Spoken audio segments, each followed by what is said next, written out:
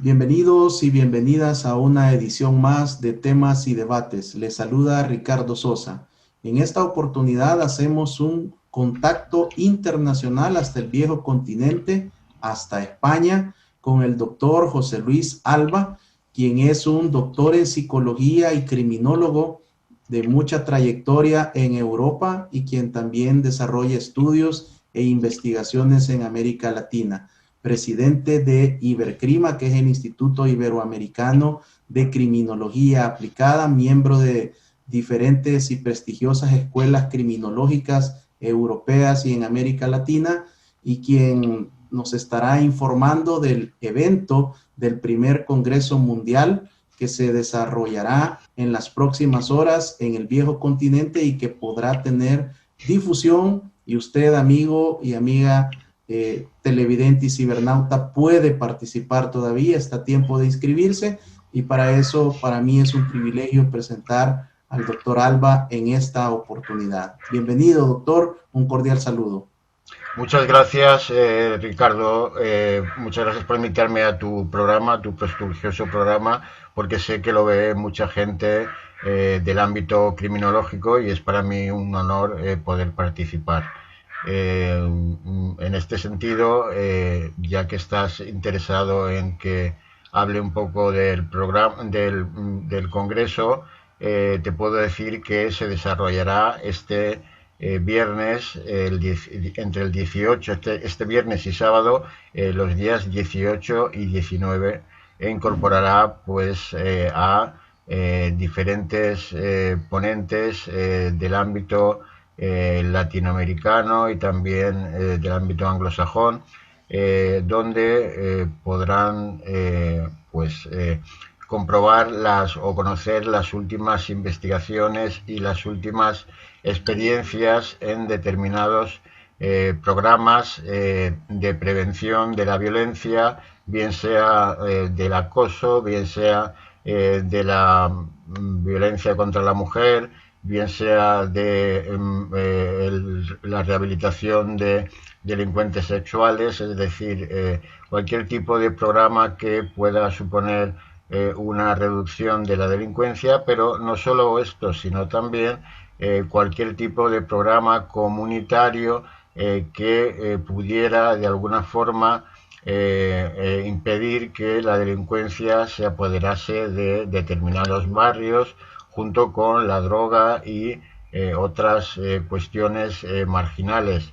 Esto significa que de alguna manera todos debemos implicarnos en el delito como una forma de conducta antisocial y que debemos hacerle frente todos, porque muchas veces el papá Estado nos deja abandonados ante este fenómeno, y es importante que nosotros tomemos las riendas de esta pandemia, por llamarlo así también, ¿no? Porque es algo que dura mucho tiempo y para la que existe vacuna, pero que realmente no la utilizamos mucho la vacuna, sobre todo porque hay determinados intereses, o que hay una dejadez quizá por parte de los gobiernos, o porque hay países demasiado pobres donde no hay suficiente dinero, o existe demasiada corrupción como para invertir en educación o invertir en sanidad. Es decir, por determinadas cuestiones hay países donde la pobreza, la marginalidad, etcétera, sobre todo en Latinoamérica, impiden que se creen economías prósperas que impidan la delincuencia. Doctor, usted a lo largo de su trayectoria académica ha desarrollado diferentes investigaciones sobre la psicología, el pensamiento criminal, otra serie de estudios, de ensayos académicos que han sido publicados en diferentes y prestigiosas revistas a nivel internacional.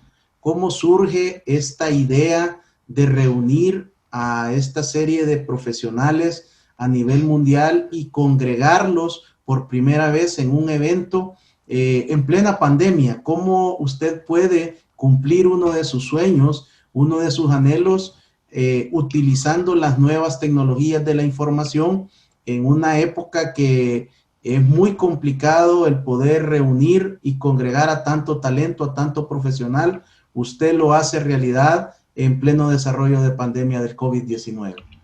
Bueno, sinceramente, Ricardo, durante el confinamiento que duró aquí casi 4 meses en España, eso me dio mucho que pensar y yo necesitaba realmente hacer algo fructífero.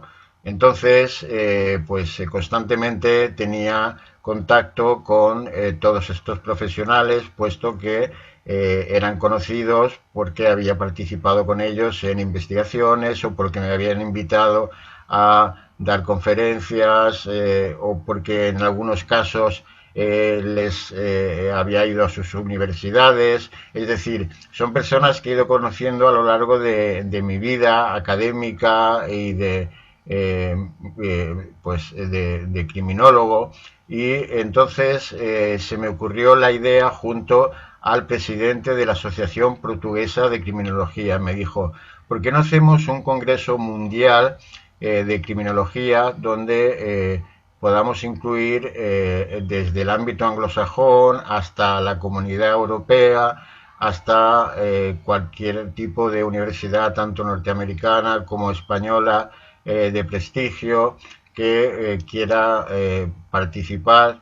Y yo dije, bueno, pues voy a intentar congregar a todas las personas que yo creo que deberían participar en este congreso, y afortunadamente tuve la suerte de que todos estaban dispuestos a participar gustosamente, puesto que se sentían bien por el hecho de participar durante bueno, para ellos era un honor que los invitara sobre todo durante la pandemia, y que les diera el honor que, o la, pues, les diera el honor que en realidad se merecían, ¿no? Que no era una cuestión de vanidad, simplemente eran personas que para mí tenían mucha validez porque había conocido su trabajo a lo largo de mi vida, y creía que era importante reunirlos para que aportaran toda su sabiduría y realizar debates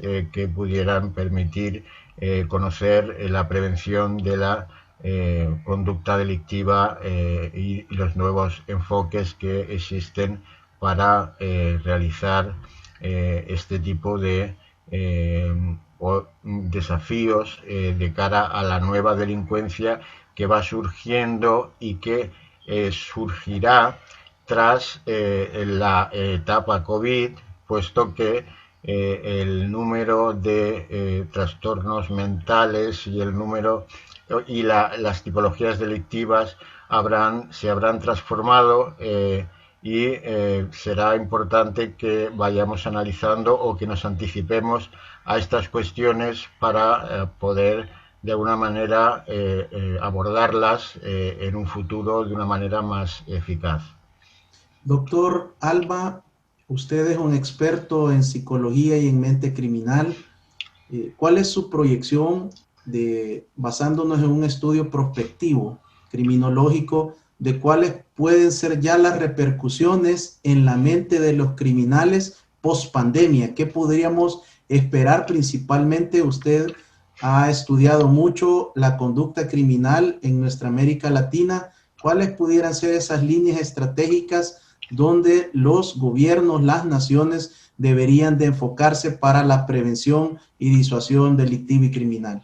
Bien, esta es una pregunta muy importante y no es muy diferente a lo que sucedería si no hubiera pandemia, porque en realidad aquí lo que va a suceder es que va a aparecer unos niveles de pobreza y de desigualdad bestiales, mucho más acentuados, sobre todo en América Latina. Ya sabemos que existe una gran desigualdad, pero también en algunos países de Europa, como España, Francia o incluso Alemania también, pues que es uno de los motores de Europa, la desigualdad también irá apareciendo y aunque las clases medias serían las dominantes, hay que invertir en lo social, hay que invertir en lo público, en la enseñanza, en la sanidad, de tal forma que los chavales, los jóvenes, no se queden de alguna forma desprotegidos del Estado por la imposibilidad de acceder a estos derechos que tienen como niños, niñas y adolescentes, como son la educación y la sanidad. Pero sobre todo, aparte de esto, el impacto que la pandemia está realizando sobre nosotros ha producido muchos trastornos depresivos, muchos trastornos ansiosos, está modificando los hábitos y las relaciones entre las personas. Es cierto que no es lo mismo un sueco que un español siempre es mucho más, bueno, pues cariñoso y tiene más tiene más posibilidad de contagio, puesto que hace más comidas familiares, y los suecos son más individualistas y va cada uno por su lado. Pero también es importante que la proyección que se espera es que existirá un gran aumento de los trastornos, sobre todo de los trastornos de personalidad y algunos tipos de trastornos como el trastorno bipolar y pues trastornos de personalidad cercanos a la suspicacia o cercanos a la esquizofrenogénicos, es decir, aquellos que poseen o que piensan cosas conspiranoicas respecto a lo que estamos viviendo y como tales y la conducta antisocial, por supuesto, será uno también, el trastorno por conducta antisocial también será uno de los trastornos que va a aparecer con mayor intensidad, puesto que el aumento de la pobreza y la falta de trabajo impedirá que estas personas puedan acceder a los recursos básicos y mínimos que toda persona puede poseer y que o debería poseer, y por lo tanto la delincuencia, la violencia serán mucho más acentuadas que en la etapa pues antes del COVID, ¿no? Eso será la criminología post-COVID, ¿no? Resumiéndolo un poco. Doctor, me encanta que el eje central, el eje transversal del Congreso está fundamentado en los nuevos retos, en los nuevos desafíos de la prevención contra la delincuencia en el presente siglo. ¿Qué tema más oportuno para que todos los ponentes desarrollen sus conferencias, sus intervenciones con un objetivo central, y es brindar herramientas, brindar conocimiento, lograr el empoderamiento de diferentes actores de diferentes países en América y en Europa para la prevención del delito? Sí, efectivamente. Claro, cada país tiene una situación social y económica diferente y también delictiva diferente y cultural diferente. Entonces, reunir a un conjunto de personas que desde sus diferentes perspectivas, como puede ser el derecho, la psicología, la antropología, la medicina legal, es decir, un montón de disciplinas que conforman las ciencias forenses y que nutren, como he dicho anteriormente, a la criminología, desde estas diferentes perspectivas y desde la neurociencia, es posible abordar todos estos retos de una manera más global y de esta forma poder conseguir manejar o resolver los problemas de manera más fácil para todos nosotros y proponerlos o derivar cuestiones de política criminal y contar con los apoyos de las autoridades, de los políticos para la realización de este tipo de de retos o programas de prevención, que muchos de ellos no cuestan necesariamente o no requieren de una financiación excesiva, ¿no? Sino que es más bien una cuestión de voluntad por la aplicación que se puedan hacer en los colegios, o la aplicación que se puede hacer en las instituciones penitenciarias. Lo que pasa es que sucede, sobre todo en Latinoamérica, es más normal ver que las cárceles están masificadas, superpobladas. Entonces no se realiza ningún tipo de intervención, la reincidencia, pues evidentemente es normal que suceda. Sin embargo, en Europa, por una cuestión de derechos humanos, existen programas para todas las tipologías delictivas, porque aquí los abogados, si no, nos estrangulan.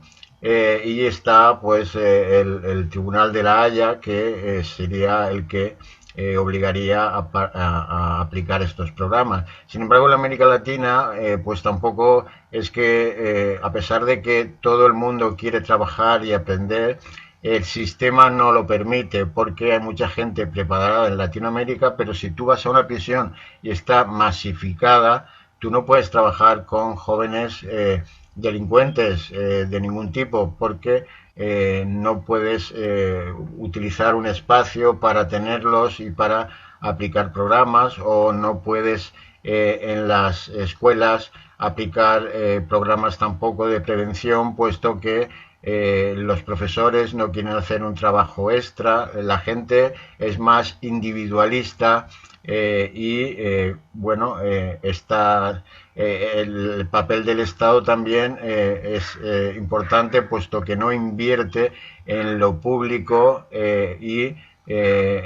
si invirtiera un poco más en lo público respecto a la educación y la sanidad, probablemente la delincuencia sería mucho menor en todos estos países.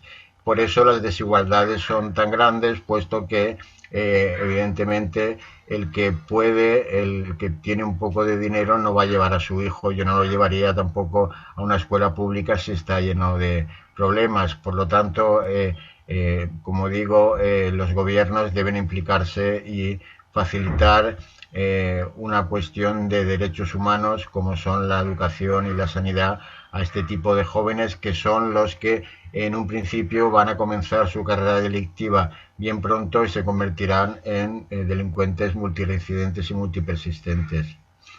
Doctor Alba, usted tiene años de venir promulgando y promoviendo una criminología aplicada, y he seguido también su trayectoria y una serie de ensayos académicos en los cuales habla de la importancia del tratamiento penitenciario, que Sí. la necesidad de trabajar con los privados y privadas de la libertad en un tratamiento criminológico que ataque y que combata estructuralmente el origen de la compulsión que lo llevó a cometer ese delito o crimen.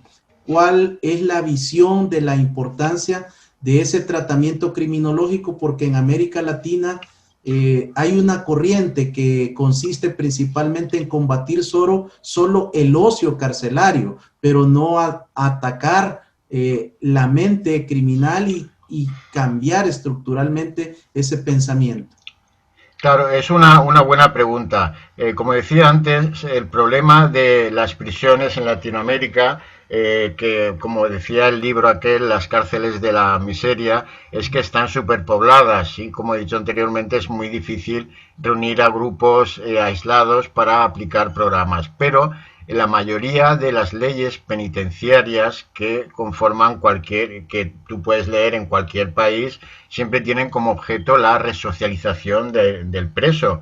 Entonces, eso sobre el papel está muy bien, pero a la hora de la realidad, aplicar programas es mucho más complicado porque, como tú bien dices, el ocio es una cuestión o una necesidad que todos tenemos y es una necesidad existencial, igual que ducharse, igual que lavarse los dientes, igual que proporcionarnos comida, pero existen otro tipo de necesidades que son las necesidades criminógenas, como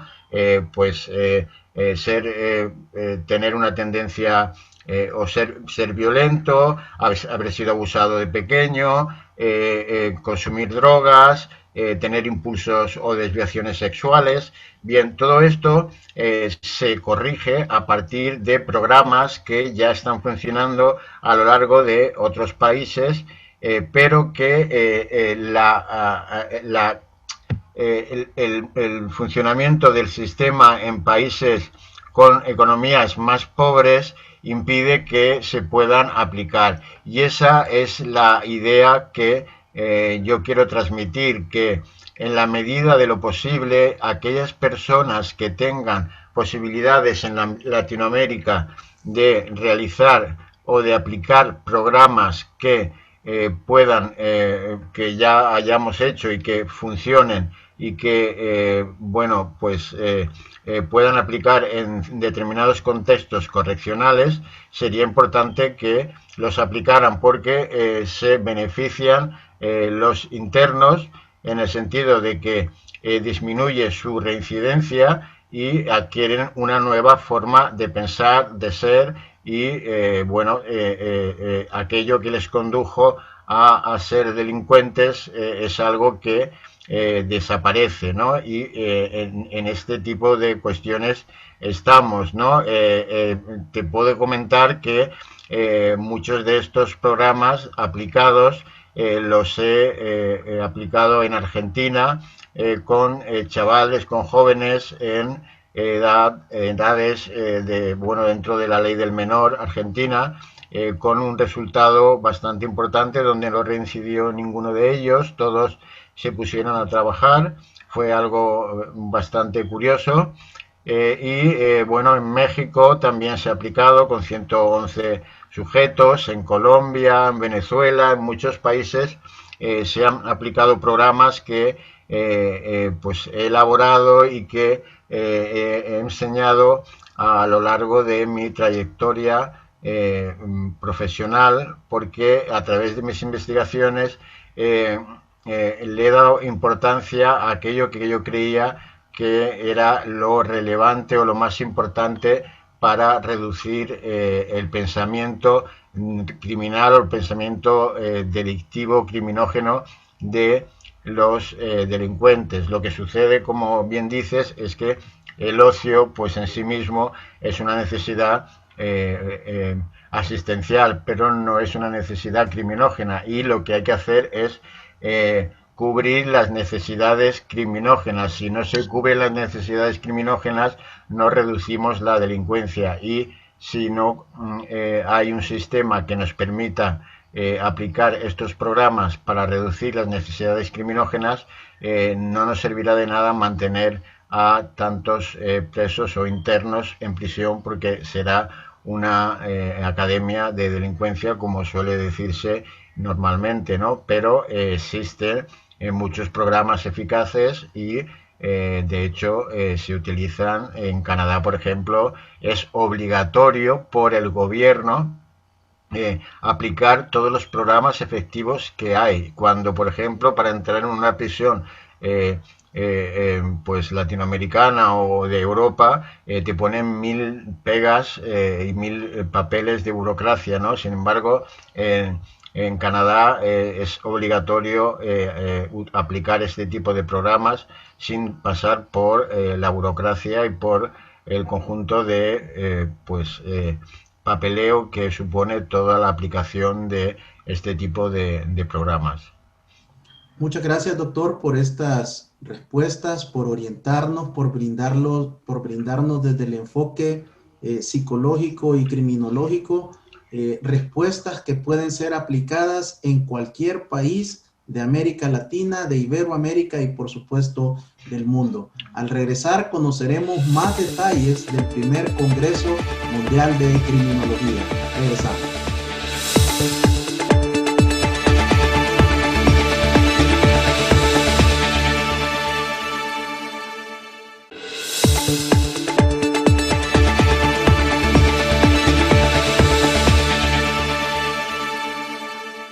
Gracias por continuar con temas y debates, en esta oportunidad con un contacto internacional hasta España con el doctor José Luis Alba, presidente de Ibercrima, quien es psicólogo, criminólogo, investigador académico, diseñador de diferentes programas de tratamiento penitenciario y programas de prevención contra el delito y la criminalidad.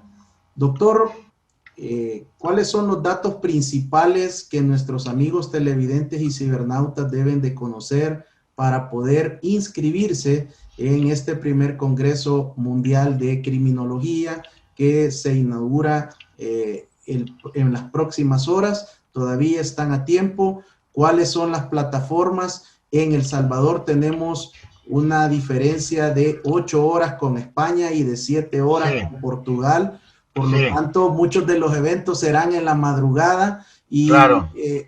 Los televidentes pueden estar pensando, mire, yo a esa hora estoy dormido o estoy trabajando en un turno nocturno. ¿Cuáles son las ventajas y las consideraciones que ustedes han hecho en la organización de este evento? Bueno, el Congreso se desarrollará en horario portugués, que es 1 hora menos que en España, por lo tanto sería una diferencia horaria de 7 horas respecto a El Salvador, ¿de acuerdo? Hemos procurado que los europeos hablen por la mañana y los latinoamericanos por la tarde, evidentemente, ¿no?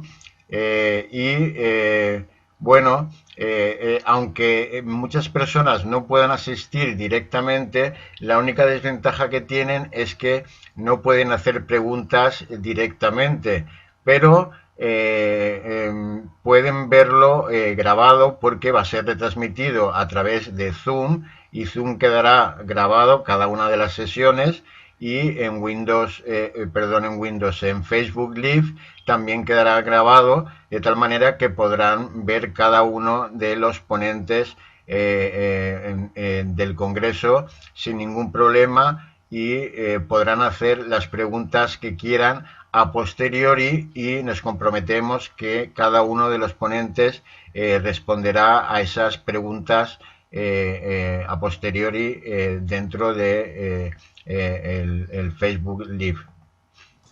¿Cuánto cuesta el participar en este primer Congreso Mundial de Criminología, doctor José Luis Alba?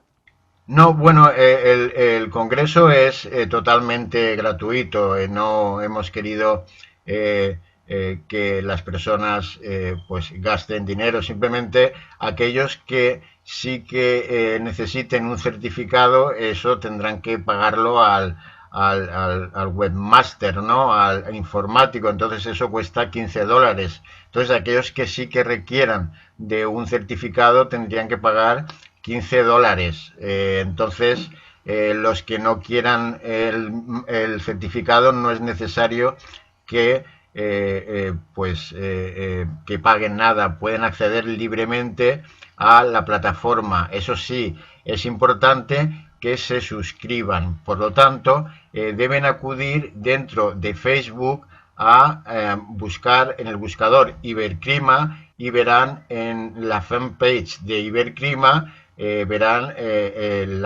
las páginas, la página del Congreso, del evento, y dentro del programa verán un apartado que pone en inglés Registry, como registro.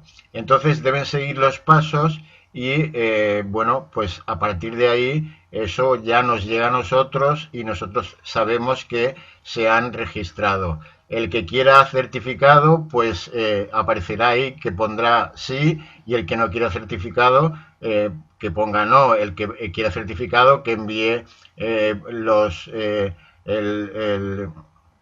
el dinero a la cuenta del licenciado Camó. No sé si tú dispones de esa cuenta, porque yo creo que en El Salvador no se utiliza mucho PayPal. Entonces yo le pedí al licenciado Camó, que es amigo de Ricardo Sosa, que si podía dejarme o hacer de intermediario para poder facilitar a aquellas personas que necesitaran, porque son estudiantes o porque necesitan el certificado con valor académico, que me permitiera hacer de intermediario en El Salvador, puesto que no tienen ese hábito, ¿no?, de realizar pagos con PayPal. Entonces, hay una cuenta que creo que aparece en la página de ANCRIG, que es la Asociación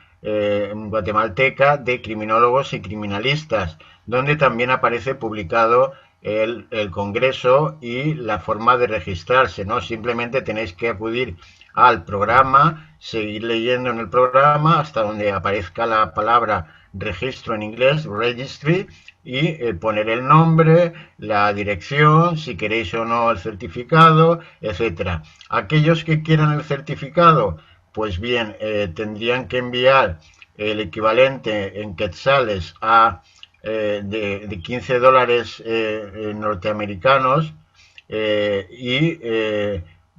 aparecería en lo que recibimos nosotros que sí que quiere el certificado. Entonces, nosotros, una vez que acabe el congreso, ya estamos emitiendo los certificados y podemos, ayudaros en ese sentido, porque a veces hay personas que por encontrar trabajo, por promoción, necesitan este tipo de certificados, pero hay otras personas que simplemente quieren aprender, opinar o ampliar conocimientos, como me han puesto, ¿no? Por lo tanto, es importante que entendáis que el evento es gratuito, pero os pido que os registréis y aquellos que quieren el certificado que lo pongan. Cuando vayáis a registrados os aparecerán todas estas alternativas, ¿no? ¿Quieres certificado? Sí, no. Número de WhatsApp, email, etcétera. Porque luego lo que vamos a hacer es que a cada uno de de las personas que se han inscrito les enviaremos a su email, probablemente, si tenemos tiempo, probablemente el link de acceso al Zoom del Congreso y de acceso a la fanpage tanto de Iberclima como de ANCRIG. Pero si no pudiéramos tener tiempo porque hay muchísima cantidad de personas, pondríamos tanto en la fanpage de Iberclima como en la fanpage de ANCRIG, que es la de Asociación de Criminólogos de El Salvador, el link de Zoom y de Facebook Live. Siempre me equivoco entre Facebook y Windows, ¿no? Se nota que no soy millennial. ¿En cuántos idiomas será la traducción simultánea del evento? Muchos amigos Bien, sí, es una buena pregunta. Habrá ponentes que hablarán en inglés, porque hay suscriptores que se han suscrito desde Australia, de Nueva Zelanda. No sé cómo ha llegado hasta allá la promoción, ¿no? También de Estados Unidos, porque tengo amigos en Estados Unidos. Entonces pues se hizo promoción en Virginia, en estados colindantes, etcétera, pero eso lo entendía. Pero lo de Australia y lo de Nueva Zelanda me pareció un poco gracioso. Por lo tanto, aquellos que vayan a hablar en inglés, que lo hagan bien, porque nos van a estar oyendo. Y bueno, entonces habrá ponentes, los menos, que van a hablar en inglés, luego en español y en portugués. Creo que son 2 ponencias o 3 en portugués. Entonces, El portugués no lo vamos a traducir porque es bastante similar al castellano y se entiende bastante bien. Los que vayan a dar la ponencia en inglés, muchos de ellos hablarán mitad en inglés y mitad en castellano. Por lo tanto, no vais a tener problemas a la hora de entenderlo. Sí que se hará una presentación inicial del Congreso en inglés cuando se presente cada uno de los ponentes. Posteriormente se hará la presentación en castellano, pero no se hará en portugués. Solamente se hará en inglés y en portugués cuando los ponentes sean portugueses o brasileños. Entonces, si hay una persona que es de España, pues se habla, o de cualquier país hispanoamericano, se le presenta en inglés el nombre de la ponencia y después en español. Si es solamente de habla anglosajona, solamente en inglés. Y si es de habla portuguesa, pues en inglés y en portugués. Se les presentaría de ese modo, ¿de acuerdo? Entonces, estos serían los tres idiomas del Congreso: portugués, español y inglés. Doctor, ¿puede compartirnos cuáles son los principales temas que se abordarán en los diferentes ponentes? Sabemos que Sí, bueno, El Salvador sería estará bien representado por el doctor Miguel Enrique Velázquez Velázquez, presidente de la Asociación de Ciencias Forenses y Medicina Legal, un sí, hombre que tiene más de 26 años de trayectoria y sí. que pues ha formado muchas generaciones de profesionales de las ciencias forenses en El Salvador, pero ¿quiénes son parte de los ponentes? Sí, bueno, no dispongo de mucho tiempo, Ricardo. Discúlpame porque dentro de un cuarto de hora tengo que estar abajo de casa, ¿no? Pero sí que voy a hacer una especie de resumen de los diferentes ponentes, ¿no? Entonces, tenemos a una de las juezas más importantes en el ámbito de los derechos humanos en Latinoamérica. Ella es de Argentina y es la presidenta de la Asociación de Niños, Niñas y Adolescentes, ANAF y OLAF. Es la doctora Fontemachi, pero además de ser jueza de menores, es doctora en psicología por la Universidad de Valencia y tiene una gran carrera científica y experiencial con menores infractores. Además, ella nos va a hablar un poco de los protocolos o de las aportaciones criminológicas de el abuso sexual, perdón. Luego tenemos a una representante de la Unión Europea que nos va a hablar de el terrorismo yihadista. Esta persona es una amiga personal y se ha formado en los diferentes países donde el terrorismo islámico ha pegado con mayor fuerza y es por tanto una gran baza para este congreso, puesto que nos va a hablar de los diferentes protocolos para evitar la radicalización yihadista, algo que no sucede en Latinoamérica, pero que los europeos y los españoles en concreto sí que padecemos, ¿no? Luego hablaremos de algunos programas que pueden ayudar a que se reduzca la delincuencia, tanto en contextos correccionales como en contextos educativos. También se hablará desde diferentes perspectivas psicológicas y jurídicas de la intervención con menores o cómo modificar la ley de los menores para que se cumplan sus derechos y que tengan posibilidad de rehabilitarse y poder seguir con sus vidas. También tenemos a un ponente, español muy importante, es un doctor en criminología y que nos va a hablar de la época o de la criminología post-COVID.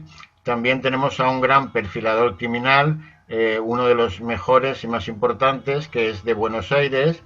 Tenemos también a el doctor Miguel Enrique Velázquez, que es, como muy bien ha dicho Ricardo, uno de los médicos forenses más importantes de Centroamérica y probablemente de Latinoamérica, porque es magíster en medicina legal y toxicología, es director del Instituto de Medicina Legal y Forense de El Salvador y además de la Asociación Salvadoreña de Medicina Legal y Forense. Y luego hay una institución muy prestigiosa que se llama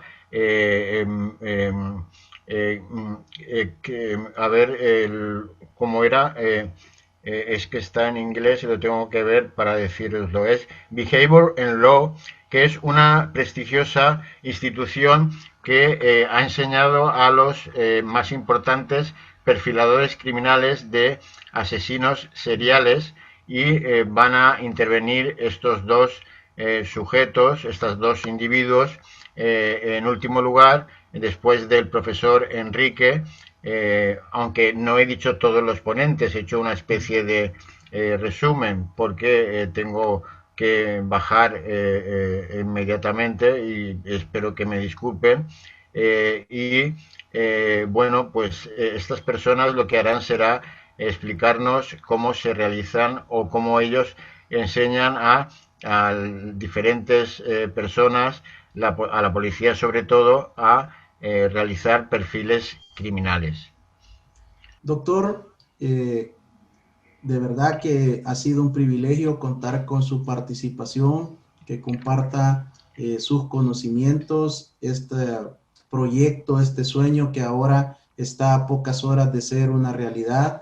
Le deseamos el mayor de los éxitos, bendiciones desde San Salvador, El Salvador, Centroamérica, animarle a que continúe con este tipo de proyectos que son de bendición para todos los continentes y puede repetir las páginas de Facebook donde pueden inscribirse y buscar más información nuestros amigos televidentes, cibernautas y de otras asociaciones de criminología que estamos asociados con este programa en América Latina para que se inscriban y participen. Muy bien, Ricardo, gracias por invitarme. Disculpad que tenga que ausentarme, pero hay un problema familiar y tengo que salir de casa, ¿no? Me vais a disculpar y estáis todos invitados al Congreso. Ya sabéis, buscar la página Ibercrima y la página de ANCRIC. Y aquellos que quieran el certificado, hay una cuenta bancaria que está en la página de ANCRIC y a la que podéis ingresar los $15 en quetzales para obtener el certificado, ¿de acuerdo? Muchas gracias a todos y sobre todo a ti, Ricardo, por haberme invitado. Un abrazo muy gigante. Ha sido el doctor José Luis Alba, presidente de Ibercrima desde España, organizador y talento para la creación y el desarrollo de este primer Congreso Mundial de Criminología. En El Salvador no tendremos mayores problemas porque hay ya una cultura para utilizar el medio que ha decidido la organización para pagar los $15 de aquellos que deseen una constancia o una certificación. Esto le sirve a usted para acumular horas de un evento académico, pero ya lo explicaba el doctor Alba, si no la requiere, si no la necesita, el evento es gratuito. El Salvador estará representado a través del doctor Miguel Enrique Velázquez, quien es presidente de la Asociación de Medicina Legal y Ciencias Forenses.